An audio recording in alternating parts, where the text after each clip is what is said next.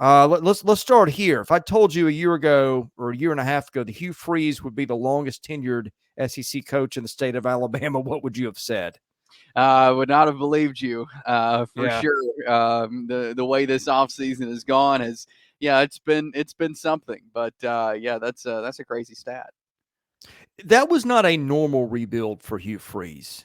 After all the, I don't even what words you put on what they went through for a couple of years. But what are your thoughts on where he's got the program ahead of schedule, behind schedule?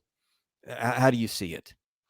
I think they're in a good place. I really do. I wouldn't say they're behind schedule. I wouldn't necessarily say they're ahead of schedule, but I think they're in a good place. And I think it's a group of guys and now a group of staff that Hugh Freeze likes and he can do something with. And Hugh Freeze, we've seen him be successful. We know what kind of coach he is.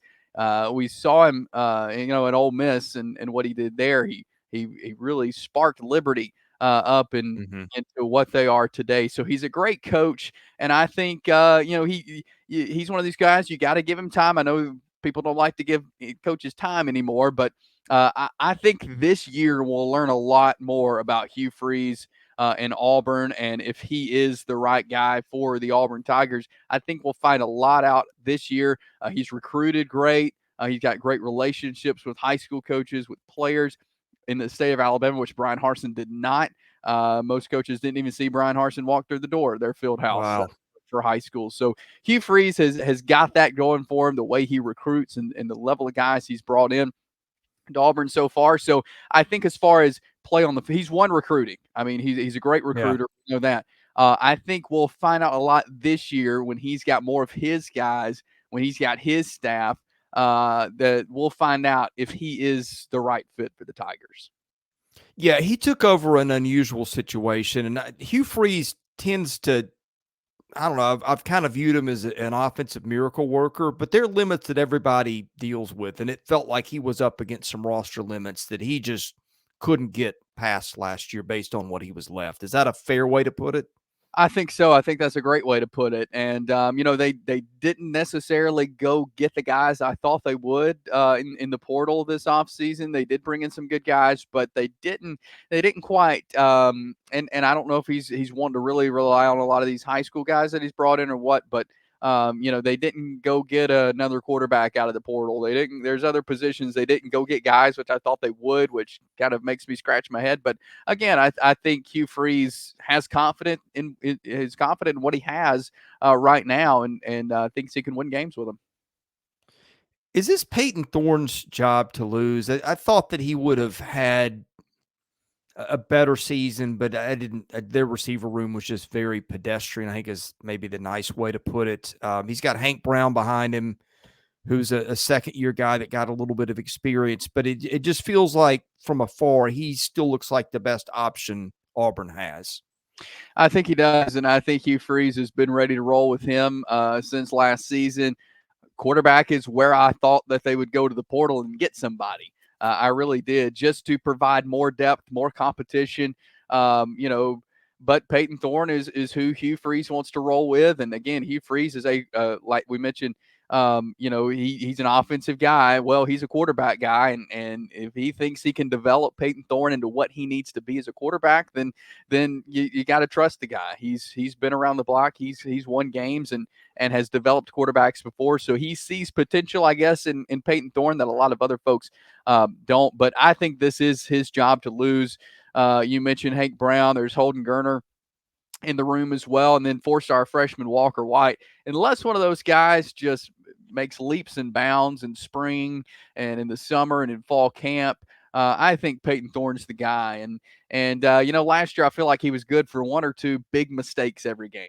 Payton Thorne was, and Yeah. so I think if he can limit that, then I think he can work well with what Hugh Freeze is doing. You mentioned the wide receivers last year. They it felt like there was never connection between Payton Thorne and the Yeah. receivers.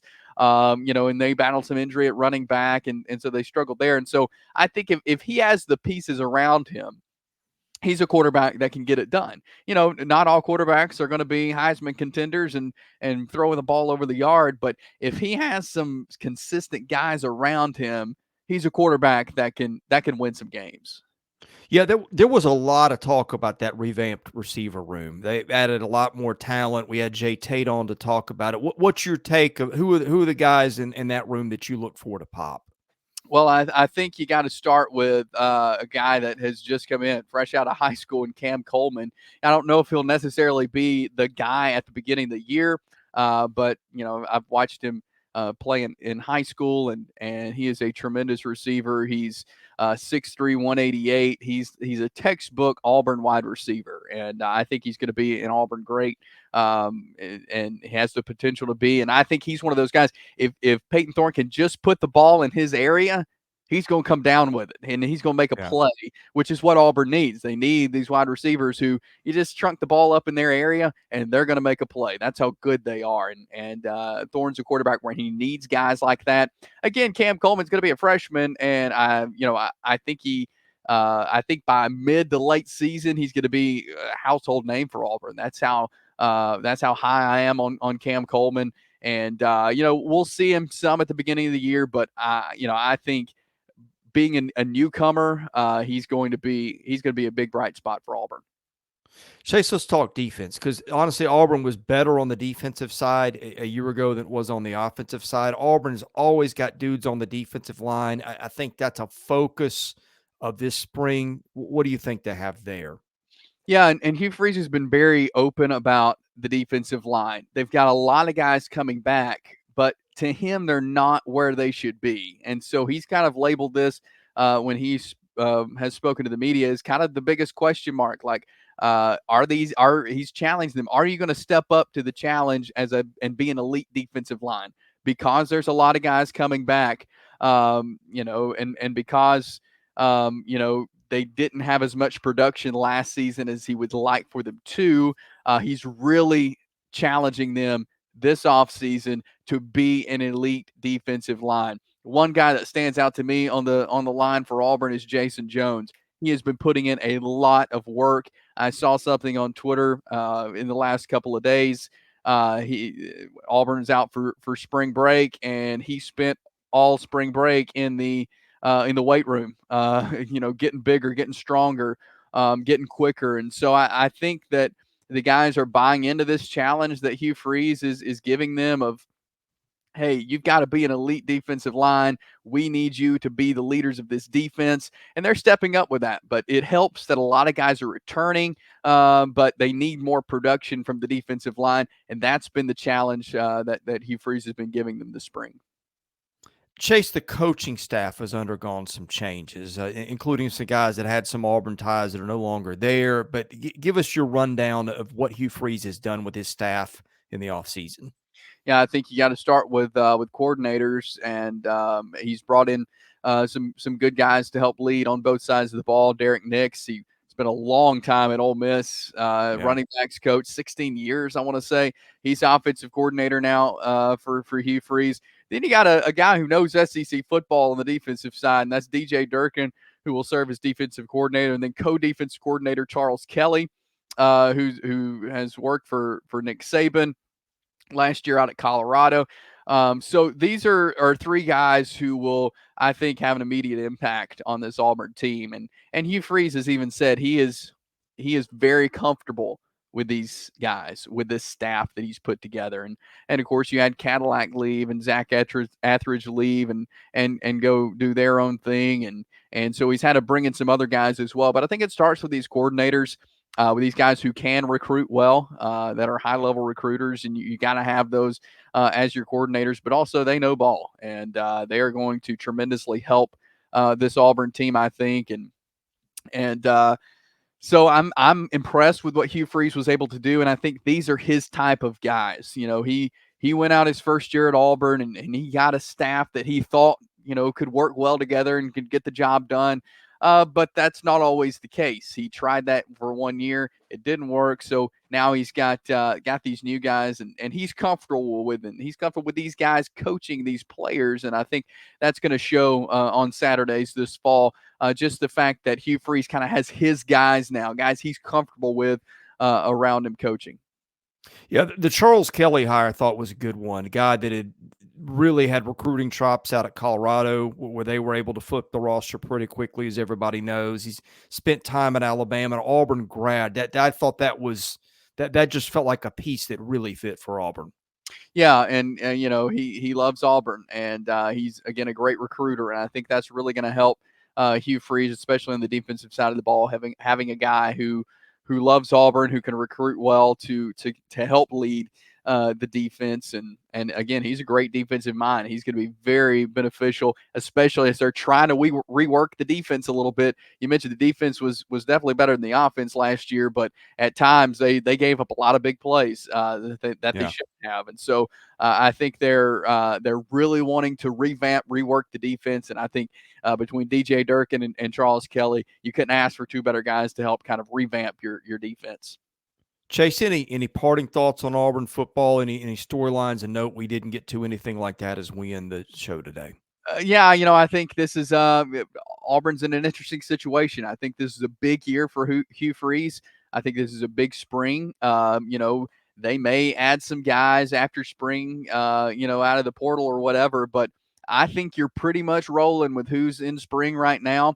And this is going to be a big year for Hugh Freeze. He's got to be successful. Auburn is not patient with coaches. That's been obvious, and so I think this is a big year for Hugh Freeze. But he's got the pieces, I think, to be successful on his staff and on the field. I mean, we saw what they were able to do with Alabama and play head to head with them. We saw how they played against Georgia last year. And going head to head with them. So there were so many bright spots last year, but there were so many head scratchers last year as well for this team. So I think this is a big year. If they can win some games, it's going to be great for Hugh Freeze and Auburn. Yeah, it was just a maddening season. One week the New Mexico State thing, next week they darn near beat Alabama, and that's been the one of my favorite skits they've ever done on SEC Shorts is the Auburn roller coaster experience. I don't know if you've seen that one or not, but that just kind of is really, and that was done years ago, but it continues to sort of sum things up. Yeah, consistency. They've got to find some consistency, and I think that's the biggest thing for Hugh Freeze this year is let's find a way to be consistent. Let's win the games we need to win, and be consistent in that. And the New Mexico State game last year really, I think, hurt Auburn. Losing to I cover Conference USA football as well with Jacksonville State, and so I was familiar with New Mexico State and what Jerry Kill has done there. And I knew he had a great football team, but for them to come in and win at Auburn, I think was a blow to the Tigers, and I feel it really surprised me the way they played against Alabama, but I think for the fan base, that was a big blow to Auburn. And so I think they got to find some consistency and win the games they should win. I think that's very important for Auburn. Hey, Chase, thanks for joining us. Hope to catch up with you again really soon. Thanks, Chris. Enjoyed it. All right, I'm Chris Lee. This is Southeastern 14 presented by Bet Online.